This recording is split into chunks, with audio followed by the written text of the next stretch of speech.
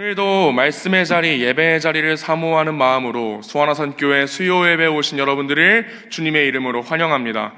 한번 옆에 계신 분들과 이렇게 인사해 봅시다. 잘 오셨습니다. 한 번 더 인사해 볼 텐데요. 오늘이 4월의 마지막 날입니다. 4월 한 달 동안 정말 고생 많으셨습니다. 정말 고생 많으셨습니다. 네. 4월 한 달 동안, 그리고 2025년 지난 4개월간 하나님의 자녀로, 그리스도의 제자로, 하나님께서 사랑하시는 꽃들로 살아내시느라 정말 고생 많으셨습니다. 지난 한 달의 삶, 그리고 지난 4개월간의 우리의 그리스도인으로서의 삶을 하나님께서 기뻐하시는 예배로 받으셨음을 여러분 분명히 믿으시기를 바랍니다. 오늘 함께 읽은 말씀에서 우리는 여호수아 17장에서부터 이어지는 이스라엘 백성들이 땅을 기업으로 분배받는 장면을 연속해서 만나게 됩니다. 계속해서 땅을 분배받는 이야기 가운데 우리가 기억해야 하는 중요한 지점들이 분명히 있고자 합니다. 오늘의 말씀 가운데 그저 사람들끼리 모여서 제비를 뽑고 땅을 나눠 가지는 것이 아닌가라고 생각할 수 있는 이 말씀 가운데서요, 하나님은 이스라엘 백성들에게 어떠한 마음을 보여주시고 계시며, 또한 이스라엘 백성들은 그 마음을 주시는 하나님께 어떻게 반응하는가를 말씀을 통해 만나게 되기를 소망합니다. 또한 우리는 이 말씀 가운데 이러한 마음을 주시는 하나님께 우리는 우리의 삶 가운데 어떻게 반응해야 하는가, 우리가 오늘 예배 시간을 통해서 함께 생각해보고 고민해보며 그 마음을 우리의 마음 가운데도 새겨보게 되기를 주님의 이름으로 간절히 소망합니다. 오늘 말씀에서 우리는 이스라엘이 먼저 회막을 실로의 땅 가운데 세우는 것을 볼 수 있습니다.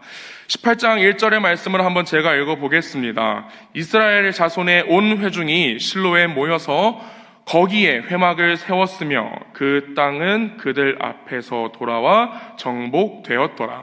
아멘. 회막을요, 하나님의 성막을 세우는 일은 아주 중요했습니다. 하나님께서 하신 약속이 참 많았죠. 가나안 땅에 가가지고 너희가 이런 거 해라, 나도 이런 거 너희에게 베풀어 주겠다라고 말씀하시는 그 약속이 적지 않았는데요, 하나님께서 하신 그 약속 가운데 성막과 관련하여 아주 중요한 약속이 있었습니다. 바로 레위기 26장 11절 12절을 통해서 주시는 약속인데요, 한번 두 절의 말씀을 저희가 한 목소리로 함께 읽어보기를 소망합니다. 읽어보겠습니다. 시작. 내가 내 성막을 너희 중에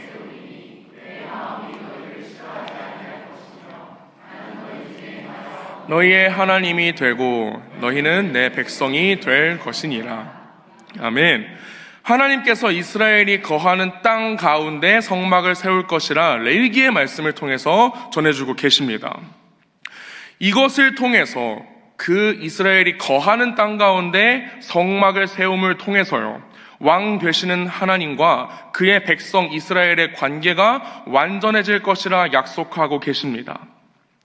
그래서 이 레위기의 약속을 기억하고 있는 이스라엘 백성들은 가나안 땅 가운데, 약속의 땅 가운데 성막을 세우는 그 때를 굉장히 기대하고 있었을 것입니다. 그런데 조금만 생각해보면 우리는 이 부분에서 조금 의아한 점을 생각해 볼 수 있겠습니다. 왜냐하면 말씀을 시작하며 앞서서 여러분들께 말씀드린 대로 우리는 지금 이미 시작된 기업을 분배하는 과정에서 그 중간에서 실로의 성막을 세우는 것을 발견할 수 있기 때문입니다. 이미 땅 분배는 시작이 되었었기 때문이죠.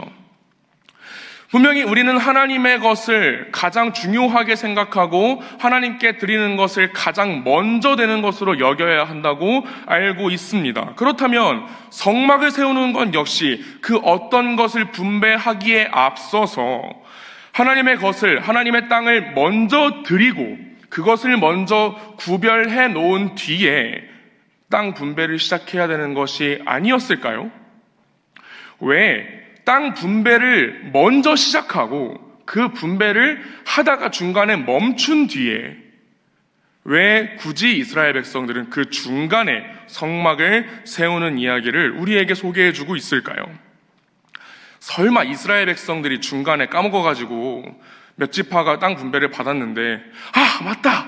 하고 성막을 급하게 세우는 것이었을까요?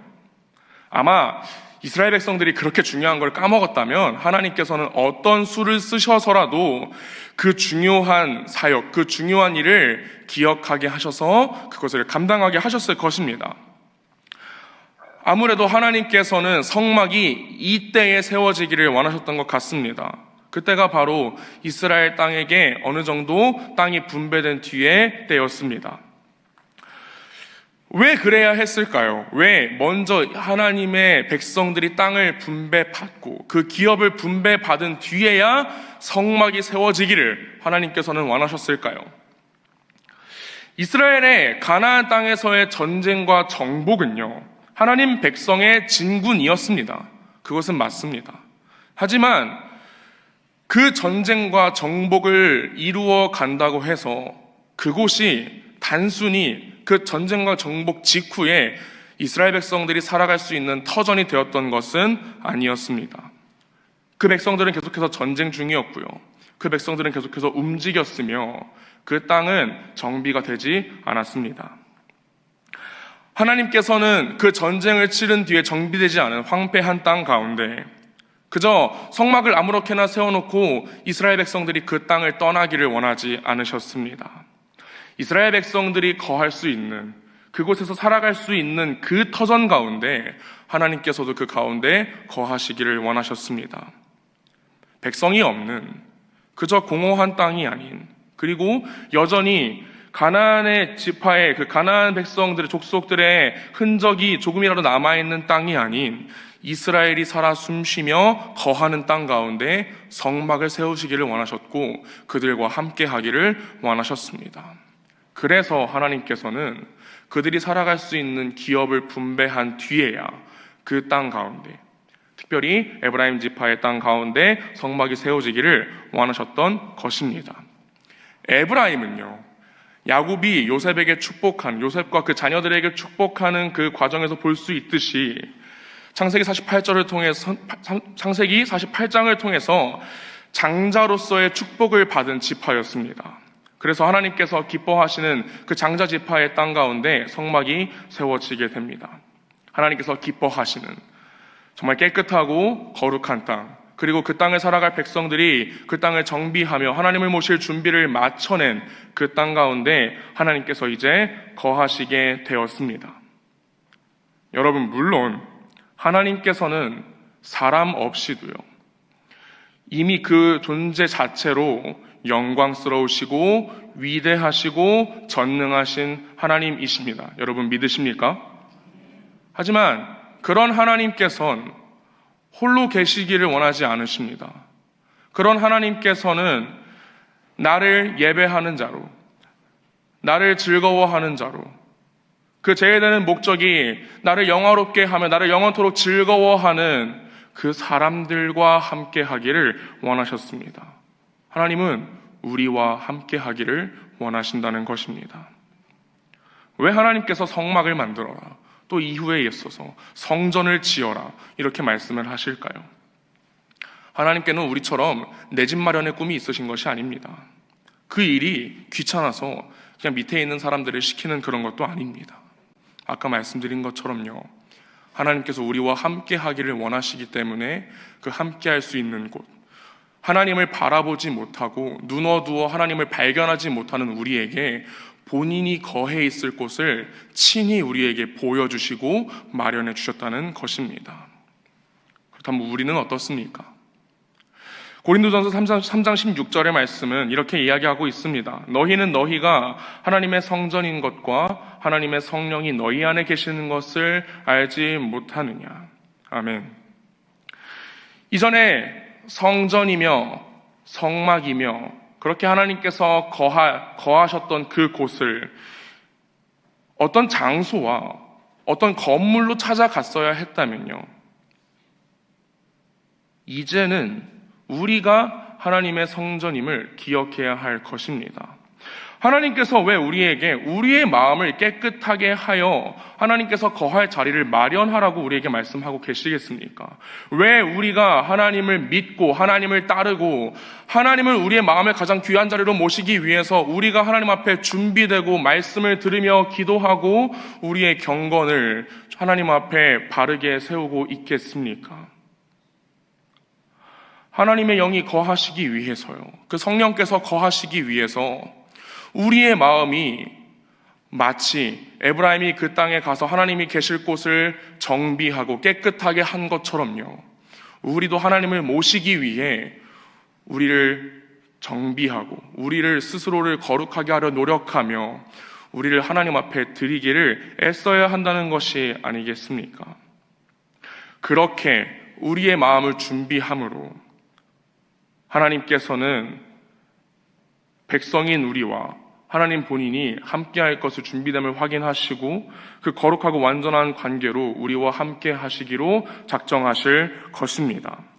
그렇게 하나님께서는 성전된 우리의 안에 우리의 마음 가운데 거하시기를 원하십니다. 하나님께서는 우리와 그렇게 함께 하시기를 원하시는데 저는 어떨까요? 여러분들은 어떠십니까? 하나님을 모시는 마음을 준비하고 계십니까? 하나님을 섬기는 그 삶을 위해 경건을 하나님 앞에 지키고 계십니까? 하나님을 모시기 위해 내가 먼저 하나님께 드려야 할 나의 준비, 그 모든 것들, 하나님께서 원하시는 모습을 하나님께 나타내고 계십니까? 이스라엘 백성들이 하나님께 드릴 땅을 구별하고 준비하여 하나님께 드린 것처럼 이스라엘 백성들이 가장 높았던 장자지파의 땅을 드렸던 것처럼 우리도 우리의 마음을 구별하게 되기를 소망합니다. 우리 마음의 가장 귀한 자리를 하나님께 양보해 드리기를 소망합니다. 우리 마음은 굳은 마음이지 않습니까? 우리 마음이 하나님 앞에 새롭지 않은 마음이지 않습니까? 우리 마음이 새로워지기를 원합니다. 우리의 마음이 하나님의 인도하심을 따라 부드러운 마음이 되기를 소망합니다. 그래서 하나님께서 기뻐하는 자들로 세워지기를 간절히 소망합니다. 하나님 앞에 내가 혼자서는 그것을 할 수 없으니 도움을 구하며 하나님께서 함께 해달라고 간구하며 나아가게 되기를 소망합니다. 하나님께 구별된 마음을 드림으로 하나님께서 기뻐하시는 성막을, 성전을, 나 스스로를 그 성전으로 세워갈 수 있는 수원화산의 모든 권속이 되시기를 주님의 이름으로 간절히 소망합니다. 그렇게 성막을 세웠습니다. 그리고 이스라엘 백성들은 이제 숙제와 같은 일을 해결해야 했습니다. 바로 남은 땅을 분배하는 것이었습니다. 성막을 세웠는데요, 아직 땅을 분배받지 못한, 기업을 분배받지 못한 지파가 7지파나 있었다고 합니다. 베냐민, 시므온, 스불론, 이사갈, 아셀, 납달리, 그리고 단 지파입니다. 그런데 이 지파들이 기업을 분배받기를 열망하고 있는데 분배를 받지 못한 게 아니었어요. 마치 학교를 다니던 시절 숙제나 과제를 내야 되는 날까지 미루고 미뤘던 저처럼 그 땅을 정복해야 되는데 굉장히 지체하고 있다라고 성경은 말하고 있습니다. 아마 그들은 나름 그때 살아가던 자신들의 모습에 만족하면서 살아갔던 것 같습니다. 땅을 분배받지 못한 지파도 나름대로 자신들의 가정, 자신들의 이웃들, 그 모든 사람들이 천막을 치고 그들의 삶을 살아가고 있었을 것입니다. 나름 누울 자리도 있고 앉아서 밥 먹을 자리도 있다 보니 그것이 급하게 여겨지지 않았던 모양입니다.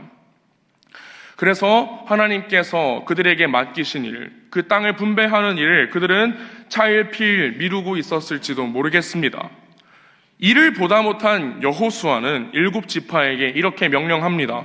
여호수아 18장 4절의 말씀을 저희가 한 목소리로 함께 읽어보기를 원합니다. 시작! 너희는 각 지파에 3사람씩 선정하라.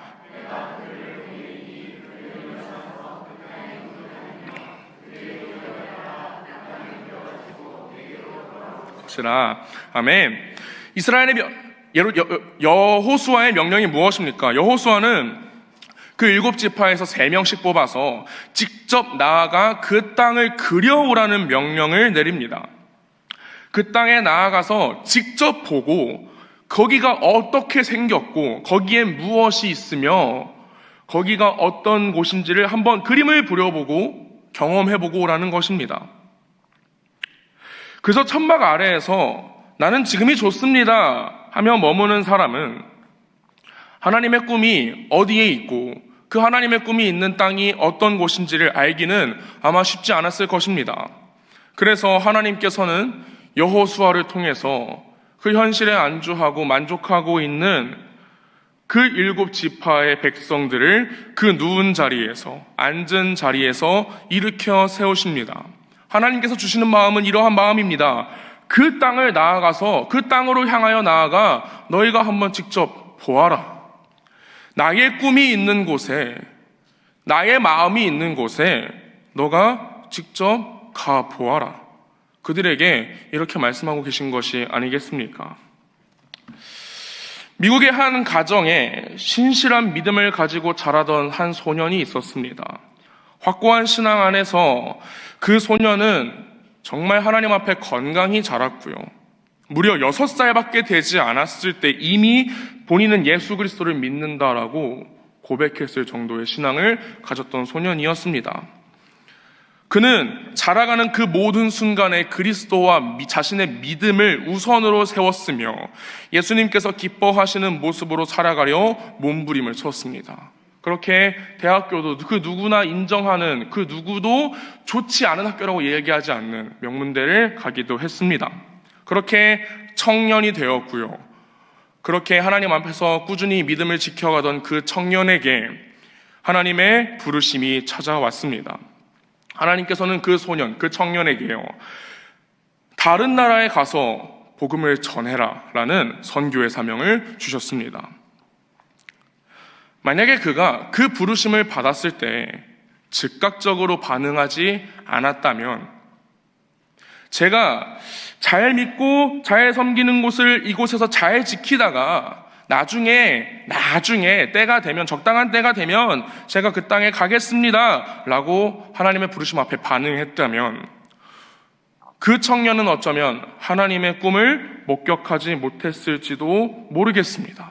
그리고 저도요, 그 청년의 이야기에 대해 전혀 알게 되지 못했을지도 모르겠습니다. 하지만 그 청년은 그 부르심을 받자마자, 그 마음에 그 부르심을 향한 확신이 들자마자 언어를 공부했습니다. 여권을 만들었습니다. 그리고 그 나라에 가서 복음을 전할 계획을 곧장 세웠습니다. 동역자들도 바뀌었고 여러 가지 고민해야 되는 것들이 많았지만 부르심에 합당하게 반응하는 그의 발걸음은 멈추지 않았습니다. 여러 과정을 거친 뒤에 그 청년은 에콰도르로 향했습니다. 그 땅에서 살아갈 거주지를 정하고 그 땅에서 좋은 사람을 만나 결혼한 뒤에 후아오라니라는 종족을 만나 방문하게 됩니다. 그들에게 선물을 주고요, 그들을 향한 선교 전초 기지를 짓고 또 우연히 정말 우연하게 만나서 그 부족에 호기심 많은 한 청년을 그들이 타고 왔던 비행기를 태워주기도 하는 그런 관계의 형성을 경험하기도 합니다. 그러나 그들이 그 부족을 다시 만나게 되는 자리는 그렇게 아름다운 자리는 아니었습니다. 5명의 선교사들은 10명의 부족 전사들을 마주했고 그 만난 즉시 그 전사들은 5명의 선교사를 사살했습니다. 앞서 소개해드린 청년 역시 그 자리에 있었고 이후 그 청년은 강변에서 싸늘한 죽음으로 발견되고 맙니다. 이 이야기는 바로 전능자의 그늘이라는 책으로 잘 알려진 짐 엘리엇 선교사의 이야기입니다. 만약에 짐 엘리엇 선교사님께서 미국에 오래 있으며 자신이 쥐고 있던 것을 조금이라도 더 누리고자 했다면 아마 지금 모든 믿는 사람들이 기억하는 그렇게 위대한 믿음의 사람으로 기억되지는 않았을 것입니다. 그가 이렇게 기억될 수 있는 이유는 무엇이겠습니까? 비단 그의 선교 사역의 감동적인 스토리뿐만이 아니지 않을까요? 그가 에콰도르 한 강가에서 맞았던 비참한 죽음 때문도 아닐 것입니다. 지멜리오 선교사는 그가 다니던 휘튼 대학 재학 시절 이렇게 말하고는 했다고 합니다. 영원한 것을 얻기 위해 영원하지 않은 것을 버리는 사람은 바보가 아니다. 그는 많은 것을 포기했습니다. 부족한 것 없었던 따뜻한 가정 가운데에서의 미국인으로서의 삶. 휘튼 칼리지를 수석으로 졸업하여 본인이 원하는 것을 다 할 수 있었다는 그 명예. 사랑하는 가족과 함께 누리는 행복. 그리고 자신의 목숨까지. 그는 많은 것들을 포기했습니다. 하지만 그는 알고 있었습니다. 본인이 손에 쥐고 있는 그 모든 것들이 영원하지 않다는 것을요. 이 땅에 있는 그 모든 것들이 영원하지 않다는 것을요. 그는 이미 알고 있었습니다. 그렇지만 그 사람들을 향한, 이 땅을 향한 하나님의 꿈은, 하나님의 마음은 사라지지 않는다는 것을, 영원한다는 것을 그는 잘 알고 있었을 것입니다. 영원한 것을 얻기 위해 영원하지 않은 것을 버리는 사람은 바보가 아니다. 아마 하나님께서도 이스라엘의 남은 7지파에게 같은 마음이 있기를 바라셨던 것 같습니다. 7지파의 백성들이 누워서 누리고 있던 것은 언젠가는 사라질, 언젠가는 거둬야 할 천막이었습니다. 하지만 그들이 그 땅에 나아가서 보아야만 했던, 이루어야만 했던 하나님의 꿈은, 그 마음은, 그 하나님의 계획은, 그 하나님의 함께 하심은 이 땅 가운데, 그리고 그들의 삶 가운데, 그들이 죽은 뒤에도 영원한 것이었다는 것입니다. 마치 깨끗해진 실로에 회막이 세워져 하나님께서 임하신 것처럼 그 땅을 점령하고 그 땅을 차지하여 하나님의 땅으로 만들고 그곳에 하나님의 백성으로서 그 지파들이 굳게 서는 것, 그것이 바로 하나님의 꿈이고 하나님의 마음이며 그들과 함께 하고 하셨던 그 하나님의 사랑이었다는 것입니다. 우리에게도 하나님의 꿈이 있음을 믿으십니까? 우리에게도 하나님께서 그 마음 가운데 원하시는 계획이 있다는 것을 여러분 믿으시기를 바랍니다. 그 꿈을 품으시고 우리에게 나누어 주시는 아버지를 바라보며 나아가기를 소망합니다. 그 꿈을 보고 걸을 수 있도록 친히 그 길이 되어주신 아들을 바라보며 나아가기를 소망합니다. 그 꿈을 끊임없이 기억나게 하시고 우리를 계속해서 일으켜 걷게 하시는 성령을 의지하여 나아가게 되기를 주님의 이름으로 소망합니다. 하나님의 이끄심 안에서 온전히 그 은혜를 누리며 천막을 사랑하지 않고 이 땅의 일시적인 것을 사랑하지 않고 우리 삶 가운데 보이시는 하나님의 꿈을 사랑하며 그 꿈을 향해 나아가실 수 있는 수원아산의 모든 권속이 되시기를, 이 자리 가운데 함께 예배하는 여러분이 되시기를 주님의 이름으로 간절히 소망합니다. 마지막으로 그들이 땅을 분배하는 방법에 대해서 잠시 나누기를 소망합니다. 그들이 그 땅 가운데 나아가서 그 책에 그 땅을 그려왔습니다. 보통 그러면 이렇게 생각하게 되겠죠. 그러면 그 지파의 사람들이 이렇게 땅을 그려오면 이 땅을 가져가겠구나 라고 생각하는 게 일반적인 상식적인 방법입니다. 그렇죠? 하지만 그들은 원하는 땅을 분배받지는 못했습니다. 어떻게 땅을 분배했나요? 제비를 뽑았다라고 이야기합니다. 여호수아서 18장 8절의 말씀입니다. 그 사람들이 일어나 떠나니 여호수아가 그 땅을 그리러 가는 사람들에게 명령하여 이르되 가서 그 땅으로 두루 다니며 그것을 그려가지고 내게로 돌아오라. 내가 여기 실로의 여호와 앞에서 너희를 위하여 제비를 뽑으리라 하니. 아멘. 내 발로 밟은 그 땅을 내가 고지곳대로 받는 것이 아니었습니다. 그들은 자신들이 밟았던 그 땅들을 두고 제비를 뽑았습니다. 세상의 상식으로는 부당해 보이기도 합니다. 제비를 뽑으면 내가 정말 가고 싶은 땅에 가지 못하고 나에게는 불편한 곳으로 가게 될 수도 있으니까요. 하지만 이들이 그 제비를 뽑는 것을 누구 앞에서 뽑았는가를 우리가 살펴본다면 더 이상 그들이 그런 불평을 늘어놓지 못했다라는 것을 이해하게 될 것입니다. 여호수아 18장 10절의 말씀입니다. 우리 한 목소리로 함께 읽어보기를 소망합니다. 시작. 여호수아가 그들을 위하여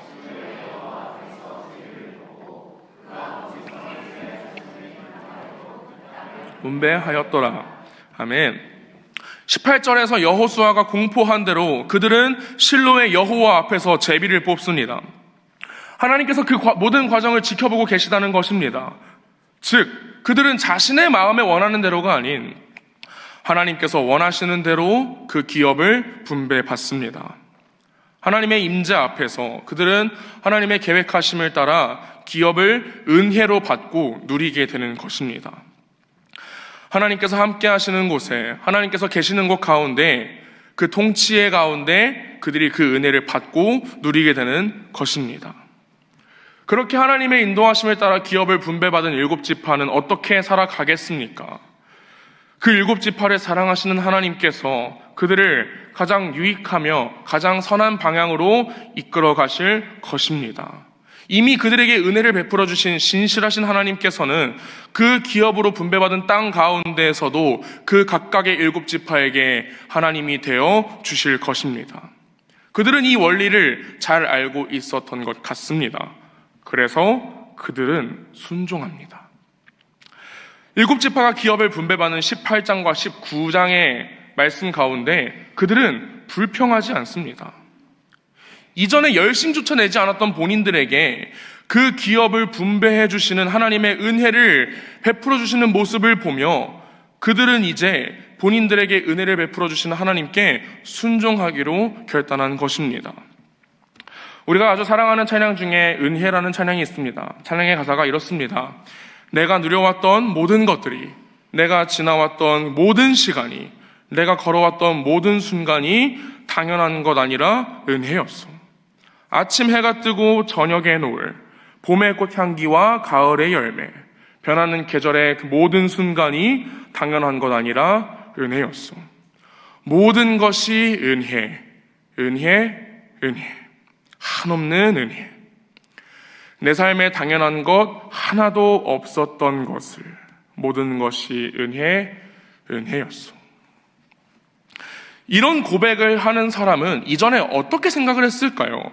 이전에는 그 모든 것들을 당연하게 여겼을 것입니다. 그래서 이전에는 그 모든 것들 가운데 하나님께서 그 모든 것들을 은혜로서 베풀어 주셨다는 것을 생각하지 못했을 것입니다. 하지만 하나님을 믿게 되면, 하나님을 알게 되면, 그리스도께서 이 모든 것들을 나에게 베풀어 주시기 위해서 그 모든 사명을 감당하셨다는 것을 알고 믿게 된 사람은요, 이제 나에게 주어지는 그 모든 것들을 당연하게 여기지 않게 됩니다. 내가 살아가는 그 모든 순간을, 내가 지나는 그 모든 시간을 하나님 앞에 내가 받은 은혜라고 고백합니다. 우리는 어떻게 고백하면 좋겠습니까? 삶의 모든 순간, 그저 이 땅에서 한 가정의 자녀로 태어나 그냥 삶을 살아가면서 만나게 되는 우연의 연속이라 우리의 삶을 이야기하겠습니까? 아니면 내 삶의 주인이시며 나에게 한없는 은혜를 베푸시는 그 하나님의 일하심을 경험하며 살아가는 모든 자리의 순간을, 그 모든 시간을 하나님께 삶의 예배로 드리는 예배자로서 살아가시겠습니까? 저는 우리가 그렇게 살아가게 되기를 소망합니다. 예수 그리스도의 은혜로 행복을 고백하는 여러분이 되시기를 소망합니다. 불편과 고통을 감내하면서도 그것을 하나님의 은혜이며 나에게 족한 것이라 고백했던 바울의 놀라운 마음처럼 우리에게도 하나님의 계획 속에서 그 사랑 안에서 주어지는 모든 것에 나에게 주어지는 은혜라 고백하고 감사로 반응하게 되는 그러한 마음이 예수의 꽃들인 여러분의 마음 가운데 피어나기를 주님의 이름으로 간절히 소망합니다. 말씀을 정리합니다. 실로에 하나님의 성막을 세우기 위해 그 땅을 구별하여 준비한 것처럼 우리도 하나님께 합한 모습으로 준비되기를 소망합니다. 그 땅으로 가서 하나님의 꿈과 마음을 보고 경험하며 사람을 살리고 키우고 고치는 그러한 사명을 완전히 감당할 수 있는 그 땅 가운데 나아가 감당하기를 소망하는 우리 교회가 되기를 바랍니다. 그 모든 것들을 다한 뒤에 우리에게 주어지는 그 어떠한 것도 우리에게 은혜임을 고백하며 계속해서 헌신과 은혜의 선순환 가운데에서 행복을 누리며 나아갈 수 있는, 하나님의 완전함을 누릴 수 있는, 그 은혜를 누리며 나아가실 수 있는 수원화산의 모든 권속이 되시기를 주님의 이름으로 간절히 소망합니다.